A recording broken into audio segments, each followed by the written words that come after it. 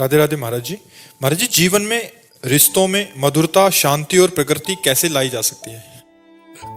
संभव सी लग रही है, असंभव सी लग रही है, क्योंकि आचरणों की होलियां जलाई जा रही हैं, तो शांति और मृदुता संबंध में तो बहुत, इसलिए असंभव सी लग रही है। असंभव नहीं है, असंभव सी लग रही है, क्योंकि सब अपने चरित्रों का नाश करने के लिए लगे, और जिसका चरित्र पावन नहीं होता उसका संबंध मृदु नहीं हो सकता।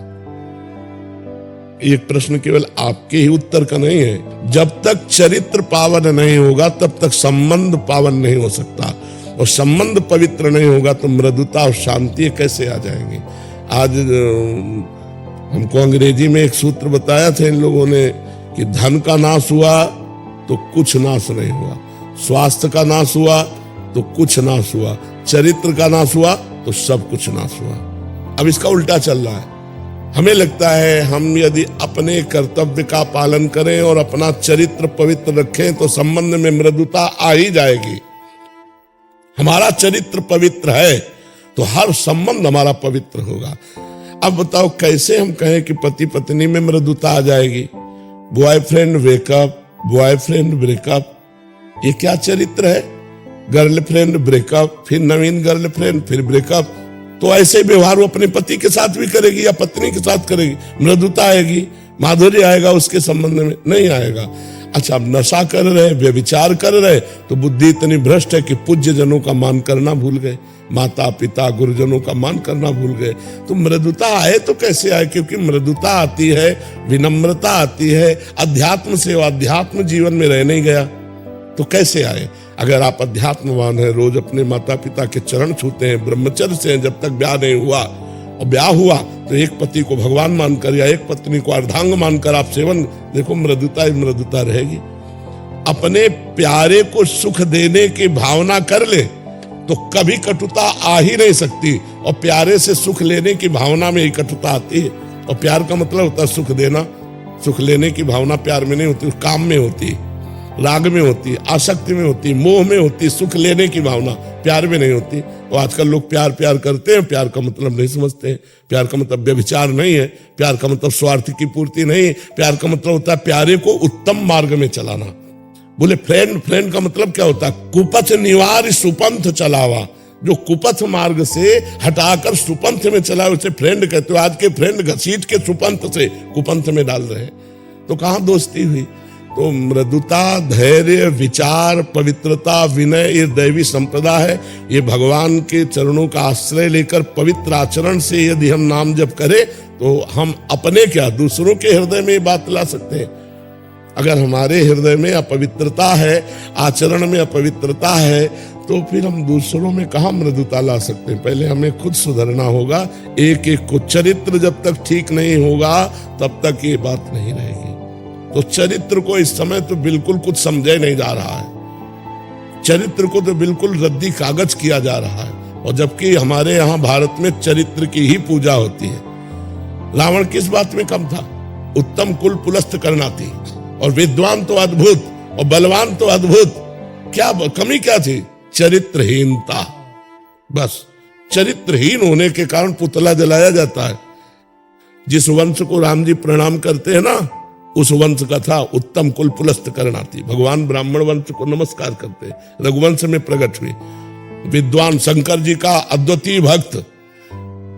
लोग जैसे भगवान को झूले में झुलाते हैं, ऐसे 20 बार कैलाश को उठाकर भुजाओं में झुलाया भगवान शिव पार्वती को, ऐसा महावीर। लेकिन चरित्रहीन हो गया तो राक्षस शब्द माथे पे मढ़ दिया गया। रावण राक्षस थोड़ी था, पुलस्त जी का नाती है। पुलस्त ब्रह्म ऋषि है, वो साधारण तो, लेकिन राक्षस आचरण, उसके चरित्र आचरण बिगड़ गए। तो आज हर बच्चा आचरणहीन होता जा रहा है। संयम बात तो दिमाग में नहीं रह गई है कि संयम क्या होता है, जितेंद्रियता क्या होती है, ब्रह्मचर्य क्या होता है। न पढ़ाया जाता है, न सिखाया जाता है, आचरणहीनता होती चली जा रही। तो विद्या विनय देती है, और यहाँ अविनय बढ़ रहा है। देखो नए नए लड़कों की बात देखो, अपने माता पिता, असभ्यता बढ़ती चली जा रही है। तो हमें लगता है मृदुता कैसे आवे? क्यों, आपका लक्ष्य क्या है पूछने का? कि कभी कभी नकारात्मक परिस्थितियां लगती हैं, कभी मन उदास हो जाता है किसी बात को लेकर, तो उस टाइम भी अपने आप को पॉजिटिव कैसे रख सकते? हाँ, उस समय पॉजिटिव ऐसे रखो कि अगर कोई संबंधी आपके साथ ऐसा बर्ताव करेगा, असंबंधी बर्ताव करे, तो हमको तो 2 मिनट में हटा देना चाहिए। चलते हुए फुटपाथ में कोई हमें गाली दे तो हमें पागल समझना चाहिए। बातुल भूत विवश मतवारे ते नहीं बोले बचन बिचारे, जिनकर कहा सुनी नहीं काना। गली चलते कोई गाली दे उसका प्रभाव नहीं लेना चाहिए, पागल आदमी बोलने दो। अपना संबंधी जिससे हमारा संबंध होता है, वो जब हमारे प्रतिकूल बोलता है तब हमको क्षोभ होता है। उस समय में सोचना चाहिए कि मेरे कर्म की पवित्रता के लिए भगवान इसके अंदर बैठकर प्रतिकूल बुलाकर मुझे जलन दे रहे और वो जलन मेरे को पवित्र कर रही। अपना नया कर्म ना करे, शांत हो जाए, सह जाए। अगर सह गया तो सहत सहत बाढ़े भगति गृहतन गुरु हितगार, उसके हृदय में भगवान की भक्ति बढ़ेगी। सहन करना साधुता है। जब विभीषण को लात मारी रावण ने, तो विभीषण जी ने यही कहा, तुम पितु सरिस भले ही मोहि मारा, पर राम भजे हित नाथ तुम्हारा। तुमने भले मारा, तुम पिता के समान हो, पर फिर भी भैया यही कहूंगा कि राम जी का भजन करने से ही तुम्हारा कल्याण होगा।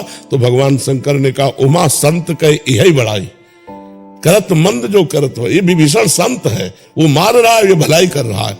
तो अपना कर्तव्य, यदि आप सत्संगी हैं, यदि आप अध्यात्म को जानते हैं, तो अपने जनों के द्वारा किया हुआ प्रतिकूल व्यवहार भगवान का विधान मानकर सह लेना चाहिए, जिससे हमारे पाप नष्ट होते हैं। और उनके प्रति कभी द्वेष न करते हुए प्रेम में व्यवहार करा, तो उनको एक न एक दिन समझ में आ ही जाएगा। सबके दिल है, सबके हृदय है। जब वो प्रतिकूल करेंगे और आप अनुकूल करोगे, तो ये व्यवहार उनके ऊपर चढ़ बैठेगा और उनको आपके अनुकूल बना देगा, बिल्कुल अनुकूल बना देगा। हमसे जो द्वेष करे, हमसे जो प्रतिकूलता करे, यदि हम विनम्र व्यवहार करें और उनके द्वारा की हुई प्रतिकूलता को सह जाएं, तो एक दिन वो हमसे अवश्य मधुर प्रेम करने लगेंगे, अवश्य हमारे संबंधों में मृदुता आ जाएगी। अब वो प्रतिकूल बोले हम जल कर, और प्रतिकूल बोले तो कटुता आ जाएगी। हमें क्षमाशील होना चाहिए, धैर्यवान होना चाहिए, और ये क्षमाशीलता और धैर्यवान भगवान के भजन से आएगी। राधा राधा राधा राधा जितना जपोगे, उतने आपका हृदय शीतल रहेगा, उतने आप सह पाओगे।